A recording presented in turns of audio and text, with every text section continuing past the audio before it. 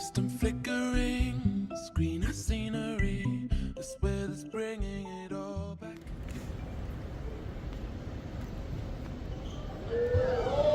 I look at each and every one of you, and I see hope.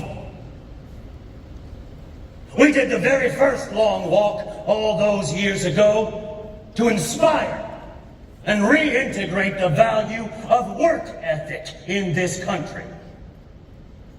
Now, the rules boil down to this.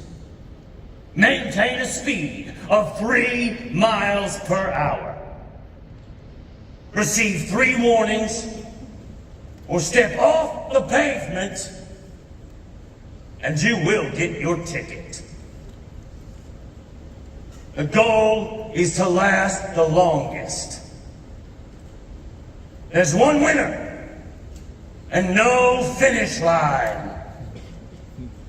Walk until there's only one of you left for the chance to claim more riches than you could possibly imagine.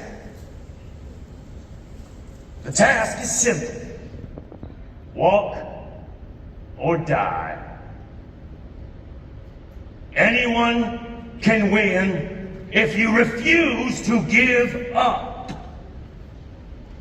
Now, who's set to win? I said, who's ready to win?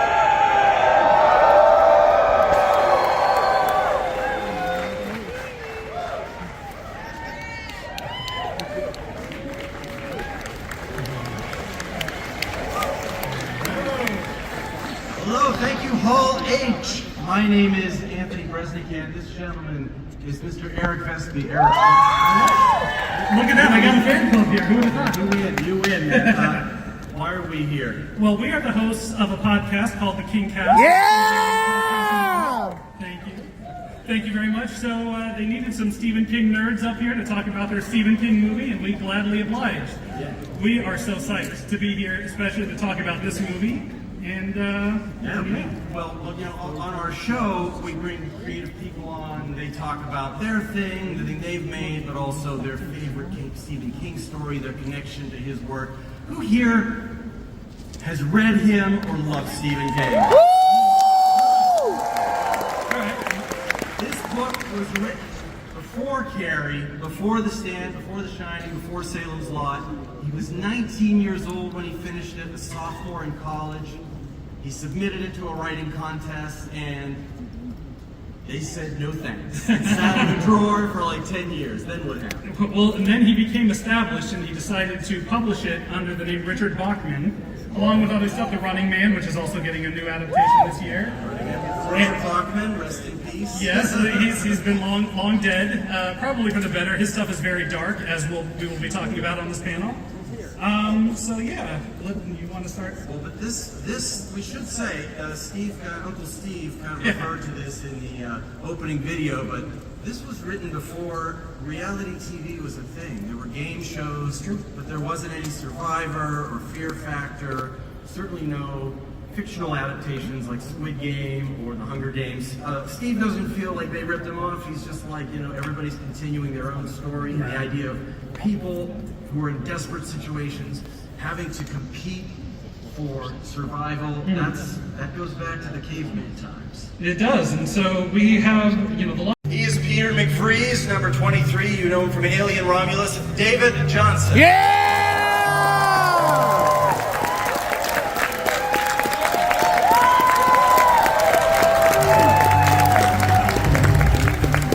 I think there's at least one more person involved with this movie. It's a good one. He's the big bad of this movie, the major who keeps them all marching. He's also Stephen King's online bestie. You'll see him on social media bantering with Mr. King all the time. He's also unforgettable in The Life of Chuck as Albie Krantz. He's playing a slightly different character this time out. He's an actor who's been coming to Comic Cons for over 50 years now. When the first time was with a space movie, I think. There was some obscure space movie he was in. Yeah, I don't remember the title, it escapes me, but ladies and gentlemen, Think of it. Mark Hamill.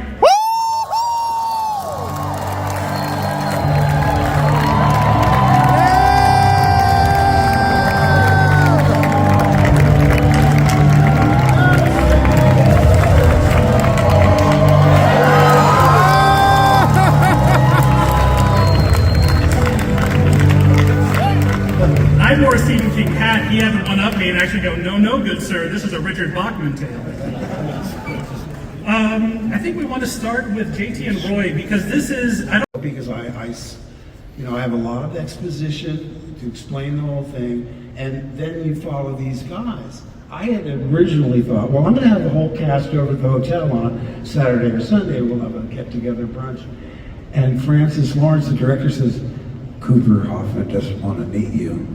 I said, really? Why? He said, he's afraid he might like you. I said, oh, I get it. I understand. I get the process. I respect the process completely, so I canceled the lunch. And I said, and by the way, tell Cooper, I guarantee you, when he meets me, he will like me.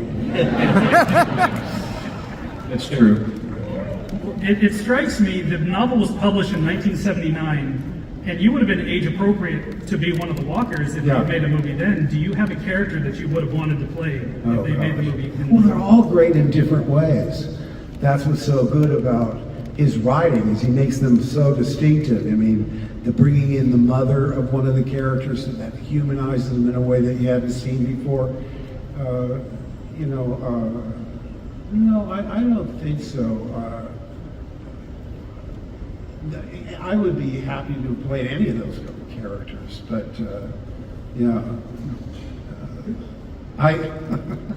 well, listen, I thought it was my idea. I reread the book and I said, oh no, it's in the book. Because I said to Francis, what if I never take my glasses off? Because I want to dehumanize him, make him as much of a cipher or an automaton as I can. Because when I was prepared to do a really severe military cut and everything, but when I put on the cap, I thought, well, that pretty much does it.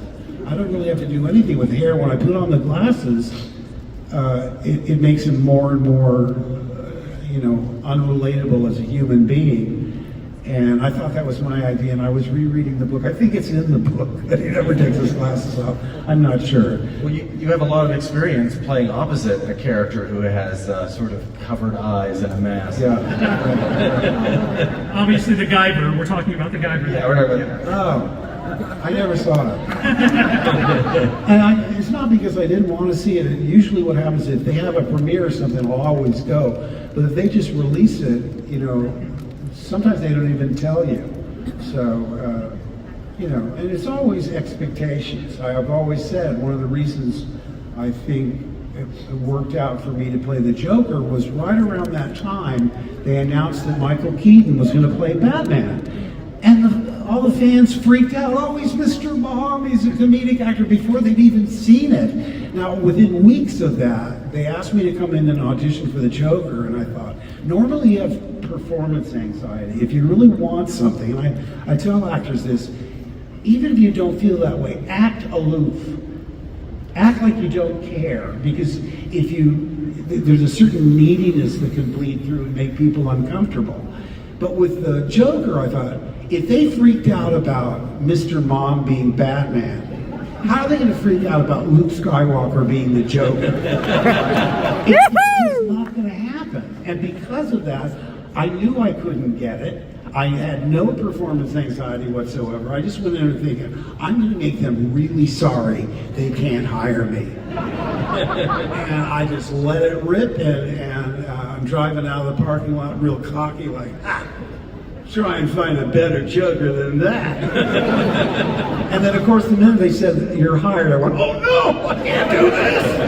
I told you I wanted to play a villain that had never been done before, Two-Face or Clayface or, any other character that had not been done before, because I thought, my friend, leave it to another actor to say this.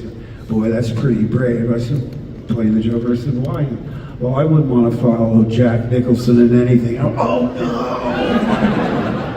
That was the only direction, by the way. On the copy, it says, don't think Nicholson. And, I wouldn't do that anyway. But like I say, that really turned my career around in voiceover. I've been giving these parts recently, like in House of Usher. That would have been a routine character for me in voiceover. But to play an amoral, sociopathic lawyer, just pure evil, never on camera. So I really have to thank Mike Flanagan because he thought outside the box. Yeah. He is amazing, this man. So talented, not only as a director. Hi everyone, Ronan Unchained back with another review about the experience of San Diego Comic-Con 2025, specifically in Hall H. I apologize if it's a little noisy outside. It's Comic-Con, it's Saturday, and it's just a weekend. But I had the privilege of hanging out at Hall H this weekend, and another thing that they brought an incredible presence was Francis Lawrence, The Long Walk, based on Stephen King, or I should say, I forget his name, but he used a pseudonym at the time for his novel, The Long Walk. I believe this one is starring Philip Seymour Hoffman's son. And first of all, they pimped it out with like shutting off the lights, having a major there shouting at us about the rules of the walk, the long walk, and what it means.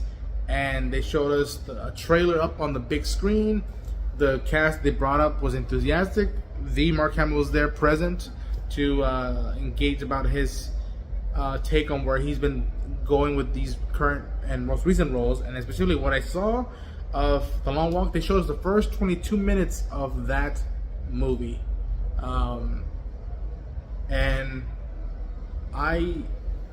man, oh man, again, much like Alien Earth, this is another project to keep in your calendars of a movie that I feel like is gonna have the heart of Stand By Me, in The Green Mile, Shawshank Redemption, but it's gonna have the thrill aspect that stuff like Misery, or even to an extent It, have. And yeah, I really dug the footage, and again, within the first few minutes, I started caring about these kids, and I really, again, as someone who's not read the book, I really wonder why they chose to take The Long Walk and what comes with it, and hopefully we don't lose all of them, even though I'm pretty sure that's going to happen. But yeah, it was phenomenal presence at Hall H, and great bit of footage they showed us, all fans there in the big screen.